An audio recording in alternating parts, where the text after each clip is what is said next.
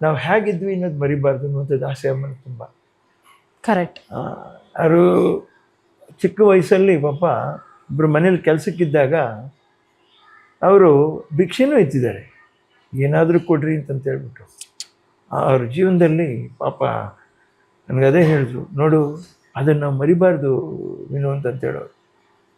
ನಾನು ಮರ್ತಿಲ್ಲ ಕಣಪ್ಪ, ನಿನಗೆ ನಾನು ಕಷ್ಟ ತೋರಿಸ್ಲಿಲ್ಲ, ಆದರೆ ನೀನು ಆ ಕಷ್ಟನ ನೋಡು, ಸುಖದಲ್ಲಿ ಆ ಕಷ್ಟನ ನೋಡ್ಬೇಕು, ನೀನು ಅರ್ಥ ಮಾಡ್ಕೋಬೇಕು. ತುಂಬ ಇದು ಸುಮಾರು ಸರಿ ನನಗೆ ಅನುಭವ ಆಗೋಯ್ತು ಅಮ್ಮವ್ರ ಜೊತೆ ಇದ್ದಾಗ. ಸತ್ಯ. ಒಬ್ಬರು ತಮಿಳ್ನಾಡಿಂದ ಬರ್ತಾ ಇದ್ವಿ, ಕೃಷ್ಣಗಿರಿ ಹತ್ರ ಸಂಜೆ ಅನ್ನುವಂಥ ಜಾಗದಲ್ಲಿ ಹೋಟ್ಲಲ್ಲಿ ಕೂತ್ಕೊಂಡು ನಾವು ಚೆನ್ನಾಗಿ ಆರ್ಡರ್ ಮಾಡಿದ್ವಿ, ಊಟ ಮಾಡಿದ್ವಿ. ಒಬ್ಬರು ಎಂಟ್ರಿ ಆದರು, ಸ್ವಲ್ಪ ಬಡವರು ಅವರು. ಸರ್ ಅಂತ ಕೇಳಿದ್ರು. ಏನಪ್ಪ ಅಂತ ಕೇಳಿ, 40 ರೂಪಾಯಿಗೆ ಊಟ ಇದೆಯಾ ಸರ್? ಆ ಕಡೆ ಹೋಗಯ್ಯ ಅಂತ. ಅಯ್ಯೋ, ಅಲ್ಲೋಗಿ ಅಲ್ಲಿ ಕೆಳಗಡೆ ಐತೆ, ಹೋಗಲ್ಲಿಗೆ.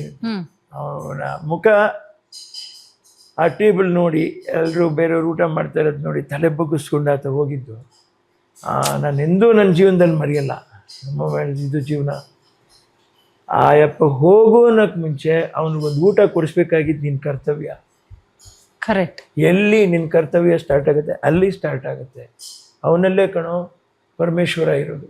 ಮಂಜುನಾಥ ಅವನಲ್ಲೇ ಇದ್ದಾನೆ, ಕಾಣಿಸಲ್ವಾ ನಿನಗೆ? ಅವನ ಹಸಿವಲ್ಲೇ ಅಡಗ್ಬಿಟ್ಟಿದ್ದಾನೆ ಕಣೋ ದೇವರು.